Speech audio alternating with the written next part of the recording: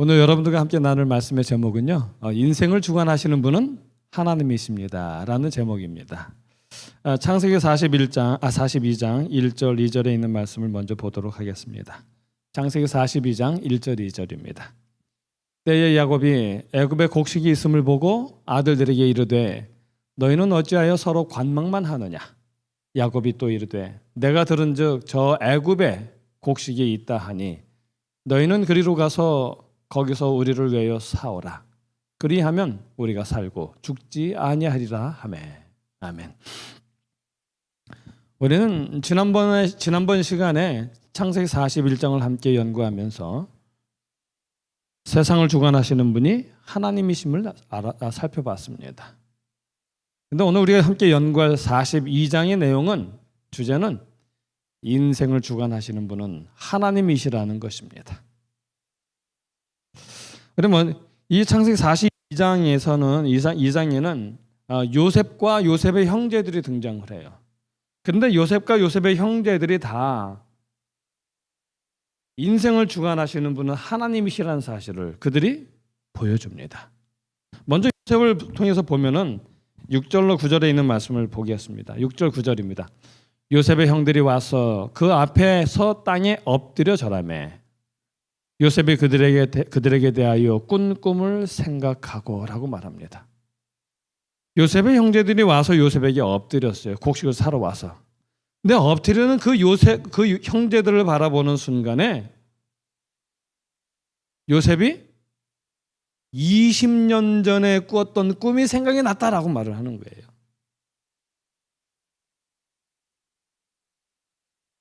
그 곡식단을 묶었는데 그 곡식단들이 요셉을 향하여 그렇죠? 절을 했던 이야기. 그 다음에 해와 달과 별들도 절을 했던 이야기들이 생각이 났다라는 것입니다. 이 말은 뭐냐면 20년 전에 그가 꾸었던 그 꿈이 성취되는 것을 지금 보고 있다라는 말이죠. 그리고 그 20년 전에 꾸었던 그 꿈을 지금 보고 있다라는 그 말은요, 그 꿈이 이루어지는 그 상황을 보면서 자기를 인도하신 하나님을 새롭고도 깊게 깨닫고 있다라고 하는 것을 우리에게 말해주고 있습니다. 이루어진 꿈의 성취를 통하여 자기의 삶을 인도하신 하나님을 다시 한번 보게 되었다라는 이야기죠. 그 다음에 이제 두 번째 형제들을 통해서 보는 건데요. 21절 22절에 보면 이렇게 말합니다. 우리가 아우의 일로 인하여 범죄하였도다. 그러므로 그의 피값을 내게 되도다. 여기 이야기는 그 형제들이 자기들의 죄를 깨닫고 있는 걸 보게 되는 거예요. 이걸 보면서 하나님께서 그들로 하여금 자기들의 죄를 깨닫게 하고 회개하게 하시고 새로운 사람을 만들어 가시는 모습을 보게 되는 겁니다. 이 구절의 내용은 그걸 우리에게 말하고 싶은 거예요. 마침내 인생을 잘못된 길에서 돌이키게 하시고 구원받는 백성이 되게 하시는 그 하나님의 섭리를 이야기하고 있는 것입니다. 이처럼 하나님은 한 나라의 흥망성쇠만이 아니라 개인의 삶, 죄 가운데 있는 인생 그리고 그들을 구원의 길로 돌이키게 하시는 그 모든 과정을 주관하시는 하나님이심을 이야기하고 있는 것입니다. 오늘 우리는 42장을 통해서 그 인생을 주관하시는 하나님의 이야기를 조금 자세히 살펴보도록 하겠습니다. 먼저 1절 2절을 다시 한번 보겠습니다. 1절 2절에 보면 창세기 48장 1절 2절입니다. 거기 보면 때에 야곱이 애굽에 곡식이 있음을 보고 아들들에게 이르되 너희는 어찌하여 서로 관망하느냐 이렇게 얘기합니다. 어찌하여 서로 관망하느냐라는 이 말을 하는데 이 관망이라는 이 말이 히브리어로 보면은 어떤 의미냐면 서로 바라보다, 망설이다, 지켜보다라는 그런 의미를 가지고 있습니다. 이건 뭐냐면 해야 할 일을 알면서도 나서지 못하고 서로 눈치만 보고 있는 상태라는 사실을 이야기하고 있는 거예요. 할 일은 아는데 나서지는 못하고 눈치만 보는 엉거주춤한 상태를 얘기하는 것입니다. 그래서 이 관망이라는 이 단어를 통해서 우리에게 성경이 말해주는 게 있어요. 이 관망이라는 단어를 통해서 우리에게 말해주는 건 뭐냐면, 그들이 이렇게 알지만 바라만 보고 있는 그 이야기는 뭐냐 하면, 바로 그들이 자신들의 죄책감 때문에 이러지도 못하고 저러지도 못하고 있다는 사실을 이야기하는 것입니다. 을 팔아넘겼던 그 20년 전의 그 과거가 그들의 마음에 늘 걸림이 되고 있었다라는 사실을 이야기하고 있는 것입니다. 그래서 그들에게 이 애굽은 저들의 죄를 생각나게 하는 그런 장소였던 것입니다. 그래서 지금 어떻게 해야 되는지, 애굽에 가서 그것 양식을 사와야 되는 사실을 알지만 그 죄책감의 눌림을 인해서 그들이 애굽으로 가지 못하고 있다는 사실을 지적하고 있는 것입니다. 명확하게 그들의 심리를 명확하게 딱 지적하고 있는 것이죠. 그러므로 관망만 하는 형제들의 모습은요, 아직도 자기들의 잘못을 아버지에게 죄를 고백하지 못했다는 사실을 이야기하고 있습니다. 그 죄를 해결하지 못했다는 것이죠. 그리고 여전히 그 죄책감에 매여서 어두운 터널 속에서 헤매고 있는 그들의 모습을 명확하게 이야기해 주고 있는 것입니다. 사람은 죄를 숨길 때 필요한 순간에 결단하지 못하고 망설이며 소극적이 됩니다. 또한 하나님의 뜻을 외면하면 현실 앞에서 무력해지는 것입니다. 그래서 우리 죄인들에게 있어서 가장 중요한 것은 뭐냐면 죄의 해결입니다. 죄를 해결하는 게 가장 중요한 일이에요. 그래서 예수님이 이 땅에 오신 것도 우리의 죄를 해결하기 위하여 오셨던 것이죠.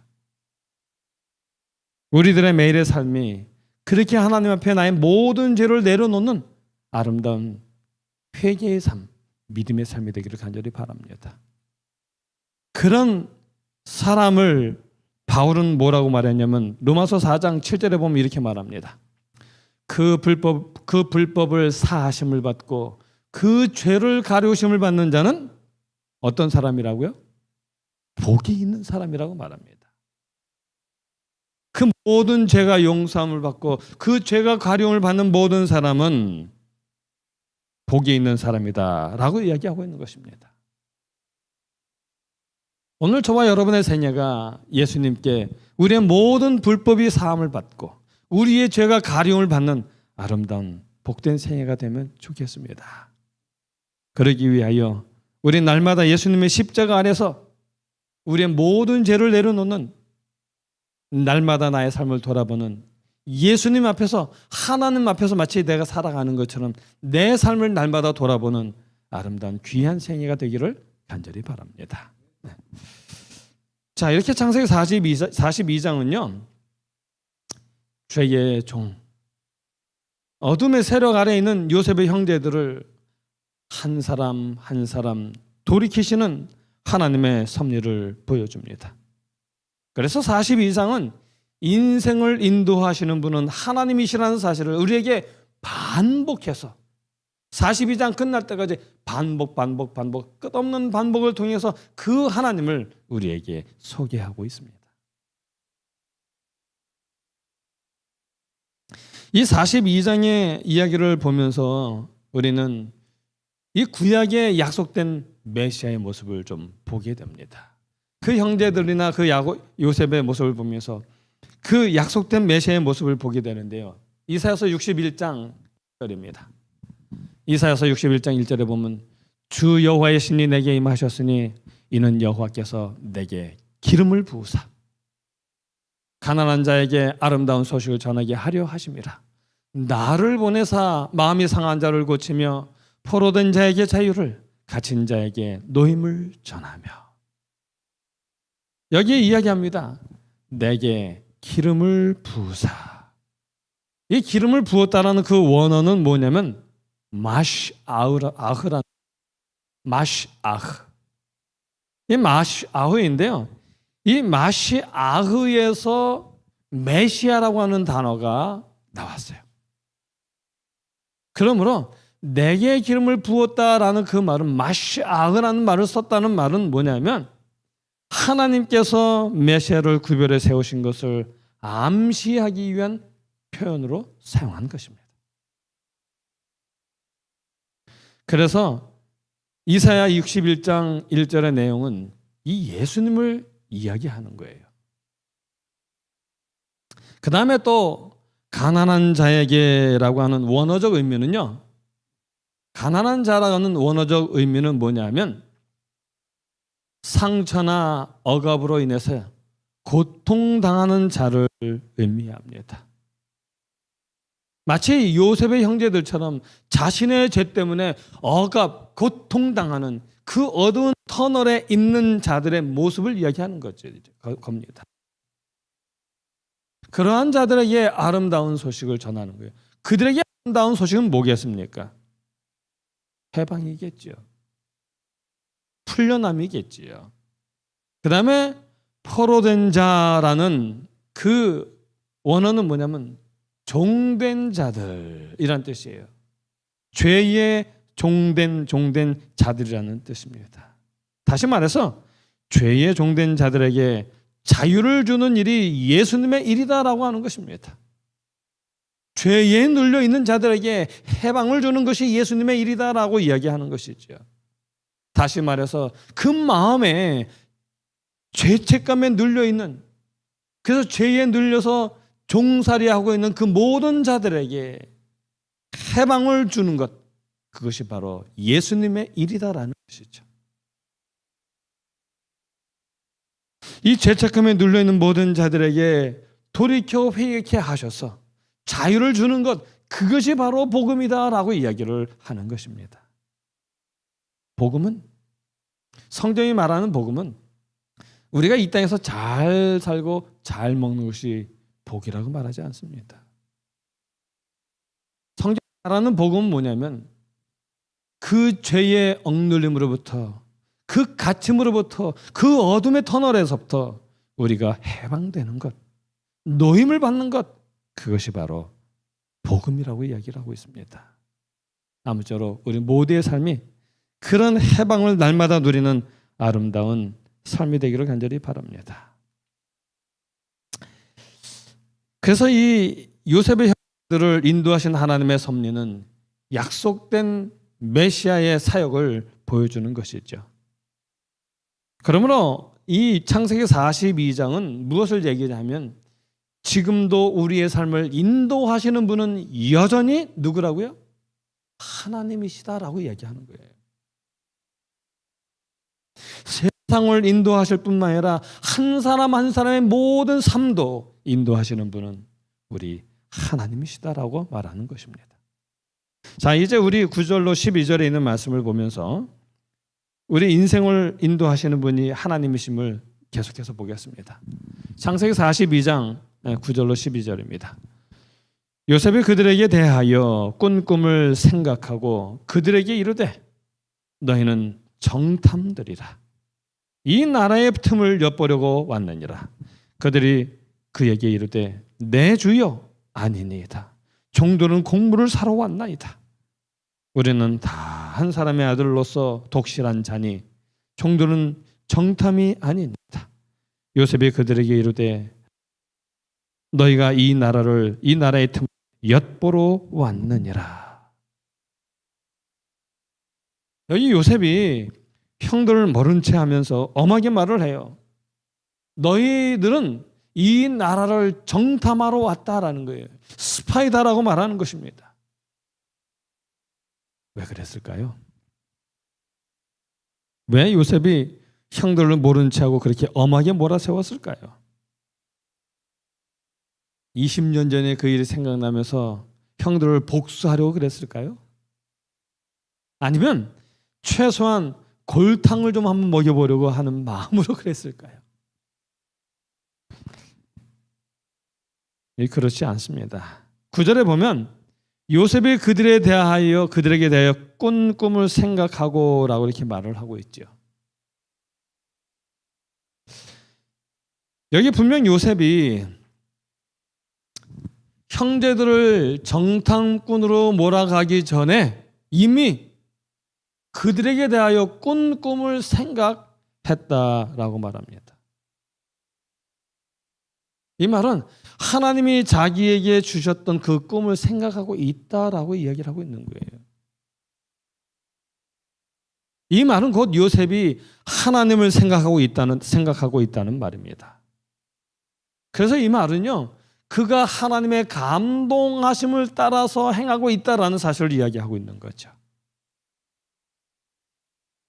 이는 곧 요셉을 통해서 그들을 진실하고 정직한 사람으로 만드시려는 하나님의 섭리가 있음을 우리에게 암시하는 거예요.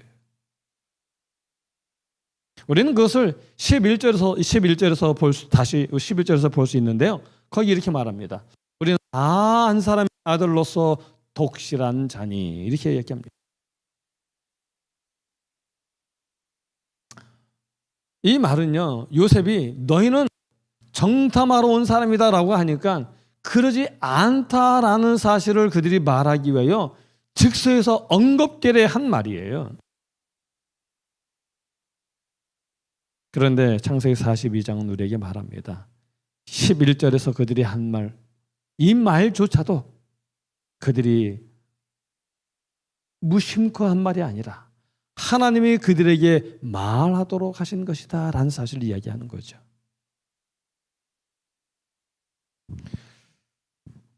그래서 이 말은요, 곧 그들을 인도하시는 분은 하나님이시다라고 이야기하고 있습니다. 그들을 인도하시는 하나님의 섭리를 보여주고 있는 것이죠. 왜냐하면 이 끝에 보면 하나님은 요셉을 통해서 형제들을 진실한 새로운 사람으로 만드셨기 때문에 그렇습니다.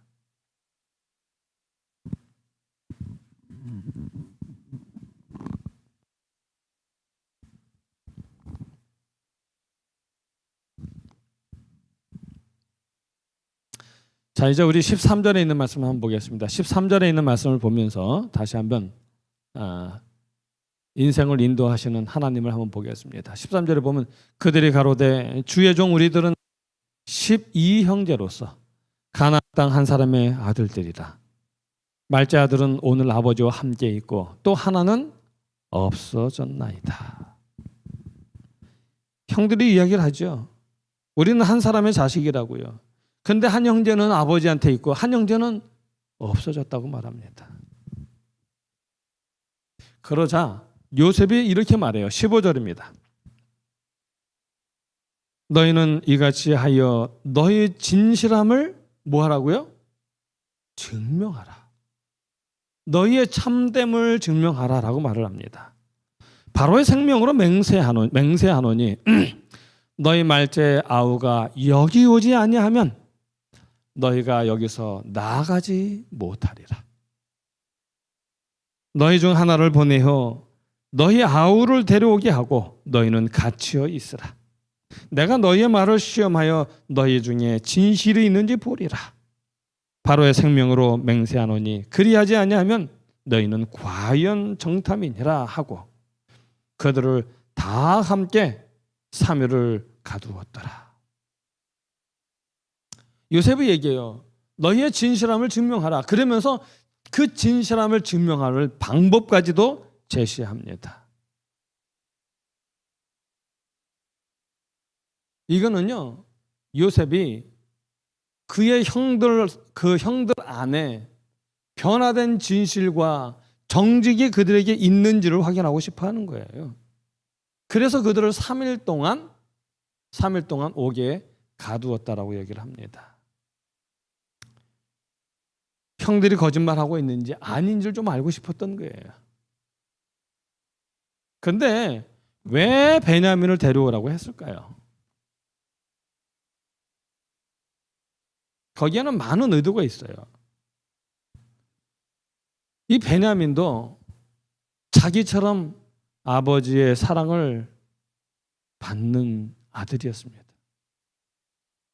자기가 아버지의 사랑을 받음으로 인해서 그는 시기 질투를 받았고, 그리고 애굽에 팔렸잖아요. 그래서 어쩌면 이 요셉은요, 아버지의 사랑을 받는 이 베냐민도 자기처럼 어떻게 형들에 의해서 무슨 모함을 받든지 무슨 일을 당했을지 모른다라고 생각을 하고 있는 거예요. 그럴 수도 있다고 생각을 하는 것입니다. 왜냐하면 아버지의 사랑을 받던 자기가 사라졌기 때문에, 그러면 아버지의 사랑이 누구에게 당연히 쏠리겠어요? 자기 동생 베냐민에게 쏠리겠죠. 자기에게 쏟았던 그 사랑보다 더 큰 사랑을 아버지가 베냐민에게 쏟을 것이라는 사실을 그는 알았던 거예요. 그렇다면 자기를 팔아넘겼던 그 형들이 여전히 자기 동생 베냐민을 시기하고 질투한다면, 자기를 팔았던 것처럼 베냐민 또한 그들이 팔 수도 있었다라고 생각을 하는 거죠. 그래서 고향에 아버지와 함께 베냐민이 정말 남아 있는지를 확인하고 싶었던 것입니다. 그리고 정말로 베냐민을 만약에 데리고 왔을지라도 그 베냐민이 형들의 눈치 보지 아니하고 주눅들지 아니한다면 형들이 변화된 것이고요. 형들의 눈치를 보고 주눅들어 있다면 여전히 형들은 그전과 동일한 모습을 가지고 있다는 증거가 되는 것이죠. 그래서 베냐민이 와야만 형들의 진실한 변화를 알 수가 있었던 것입니다. 그래서 베냐민을 데리고 오라고 한 거예요. 자, 이제 18절 20절을 보겠습니다. 18절 20절에 보면 3일 만에 요셉이 그들에게 이르되 나는 하나님을 경외하노니 너희는 이같이 하여 생명을 보존하라. 너희가 독실한 자이면 너희 형제 중 한 사람만 그 옥에 갇히게 하고 너희는 곡식을 가지고 가서 너희 집들의 주림을 구하고 너희 말째 아우를 내게로 데리고 오라. 그리하면 너희 말이 진실함이 되고 너희가 죽지 아니하리라. 그들이 그대로 하니라. 여기 이야기합니다. 나는 하나님을 경외하노니라고 이야기하죠. 여러분, 하나님을 경외한다라는 말을 들었을 때 그들의 마음속에 무슨 생각이 들었을까요?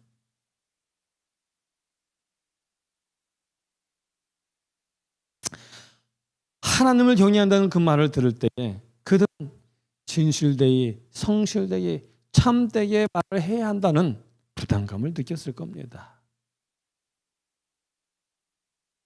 그래서 요셉의 그 말은요, 나도 하나님을 경외하니까 정말 당신들이 진실되고 정직하게 해야 된다라는 사실을 이야기하는 거죠. 그러면서 이 요셉이 그들에게 제안했던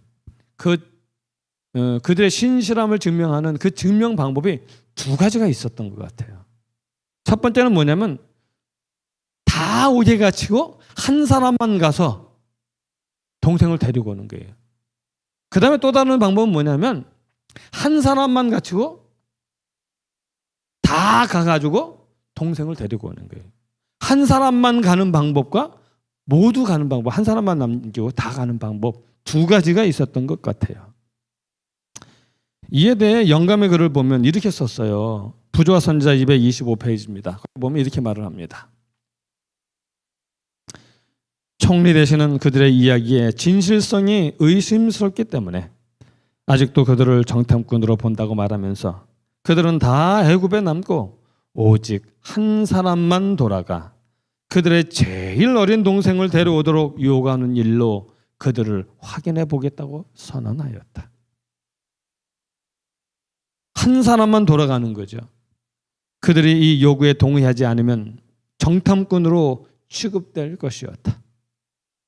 그러나 야곱의 아들들은 이와 같은 계획에 동의할 수 없었다. 왜냐하면 그렇게 하는 데는 많은 시간이 걸려 저들의 가족들이 양식이 없어 고통을 당하게 될 것이기 때문이었다. 그리고 저희 중에 누가 그의 형제들을 감옥에 두고 혼자 여행을 하겠는가? 어떻게 그가 이런 상황 안에서 아버지를 만날 수 있겠는가? 저들의 죽임을 당하든지 아니면 노예가 될 판이었다. 그리고 베냐민을 데려온다 해도 그들과 같은 운명에 처하게 될 것 같았다. 그들은 단 하나밖에 남지 않은 아들마저 잃게 함으로 아버지에게 슬픔을 더 안겨주기보다는 차라리 그곳에 남아 함께 고통을 당하기로 작정하였다. 그래서 그들은 옥에 갇혀 3일을 보내게 되었다. 여러분, 이 말씀을 토대로 해서 볼 때 뭐냐면 요셉의 첫 번째 제안은 한 사람만 옥에 남아서 나머지가 다 가서 동생을 데리고 오라는 거예요. 그런데 이 시험을 통해서 그들의 믿음과 사랑이 드러났어요. 뭐냐면 형들은 그냥 그러니까 자기 살 길만 찾고 있는 것이 아니라 아버지와 가족을 생각하고 있는 것이 드러난 거예요. 그렇죠? 전에 같았으면 자기만 살면 됐거든요. 자기밖에 몰랐거든요. 이기적인 존재였거든요.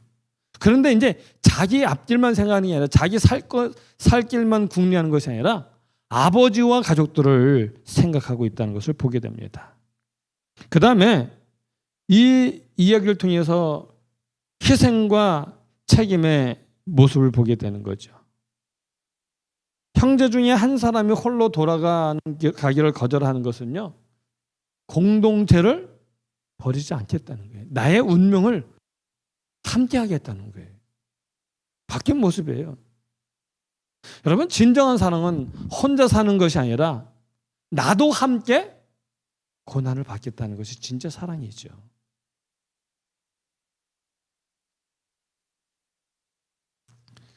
그렇게 3일 동안 감옥에 머문 것은 그들에게 고통의 시간이 아니었어요. 3일을 보냄으로 인하여 하나님께서 그들을 변화시키는 시간이었던 것입니다. 그래서 그들의 변화의 모습이 21절로 24절에 보면 나와요. 한번 보겠습니다. 그들이 서로 말하되 우리가 아우의 일로 인하여 범죄하였도다. 그가 우리에게 애걸할 때에 그 마음의 괴로움을 보고도 듣지 아니하였으므로 이 괴로움이 우리에게 임하도다. 르우벤이 그들에게 대답하여 가로되 내가 너희더러 그 아이에게 득죄하지 말라고 하지 아니하였느냐? 그래도 너희가 듣지 아니하였느니라.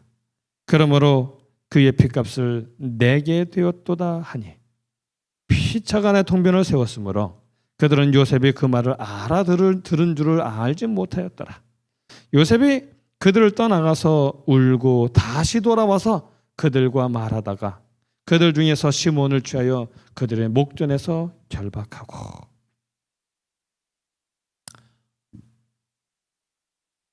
이 통역을 세웠기 때문에 못 알아듣는 줄 알고 지들끼리 막 얘기한 거예요, 형제들이. 근데 요셉은 그들의 말을 다 알아들었잖아요. 그들의 말을 다 알아들으면서 형들의 진실함을 보게 된 거죠. 그리고 자기들의 죄로 인하여 고통당하고 있는 그들의 모습을 보게 된 것이죠. 20년 전에 그 죄로 인해 여전히 그 죄로 인해 고통당하는 그들의 모습을 바라볼 때에 요셉의 마음이 아팠던 거예요. 그리고 그 죄로 인하여 고통당함 속에서 형제들이 변하던 모습을 볼 때에 요셉은 너무나 감격스러워서 참을 수 없는 눈물을 아무도 없는 곳으로 찾아가서 거기서 펑펑 울었던 것입니다.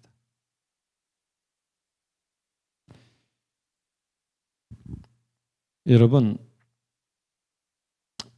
성경이 보여주는 하늘의 참 행복이 바로 이것이다라고 말하는 것입니다.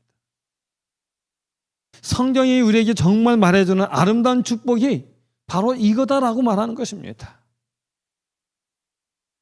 죄에서 해방되고요. 그리고 우리의 모습이 변화된 것. 그것이 정말 행복이고 축복이다라고 이야기를 하고 있는 것입니다.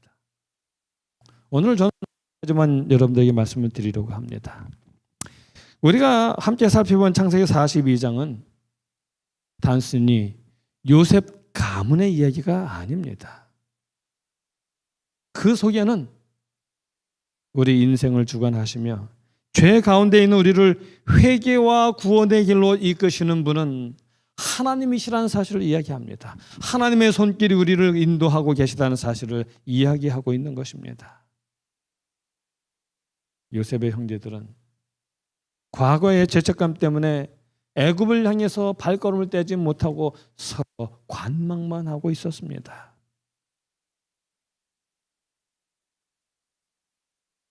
하나님은 그런 그들을 죄책감 속에 버려두지 않으시고요.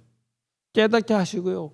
회개하게 하시고 마침내 신실한 진실한 새로운 사람으로 되게 만드셨습니다. 이 모든 과정은 이 오실 메시아 그리스도의 사역을 보여주는 것이죠. 이사야서 61장의 말씀처럼 상한 마음을 고치시고 죄와 사망에 포로된 자를 자유케 하시고 눌린 자에게 해방을 주시기 위해 이 땅에 오신 예수님을 우리에게 분명하게 가르쳐주고 있는 것입니다. 그러므로 이 창세기 42장의 이야기는 오늘 우리에게도 동일하게 적용된다라고 말씀하고 계시는 것입니다. 여전히 죄책감 속에 머뭇거리고 관망하고 있는 모든 사람들에게 하나님에게 말씀하고 계시는 것입니다. 또 과거의 잘못 때문에 믿음의 결단을 내리지 못하고 있는 우리 모두에게 하나님은 말씀하고 계십니다. 그런 우리를 하나님은 그대로 두지 않으신다고요. 그런 우리를 하나님은 인도하시고 새로운 사람이 되게 역사하신다라고 말씀하십니다. 그러므로 우리의 인생을 주관하시는 분이 하나님이시다라고 말씀하고 계시는 것입니다. 이제 말씀을 마칩니다. 창세기 42장을 통해서 우리가 붙들어야 할 것이 딱 하나 있습니다. 그게 뭡니까? 인생을 주관하시는 분은 하나님이시라는 사실을 붙드는 것입니다. 그 사실을 믿는 것입니다. 그 사실을 인식하는 것입니다. 그래서 우리의 모든 죄와 상처와 눈물과 그리고 내 인생의 미래까지도 하나님 껴라라고 말씀하고 계시는 것입니다. 아무쪼록 저와 여러분이 그렇게 우리의 모든 것을 하나님께 맡길 수 있게 되기를 간절히 바랍니다. 내 인생을 인도하시는 분은 하나님이심을 믿고 우리의 모든 인생을 정말 하나님께 맡길 수 있는 아름다운 복된 삶이 되기를 간절히 바라면서 오늘의 말씀을 줄이겠습니다.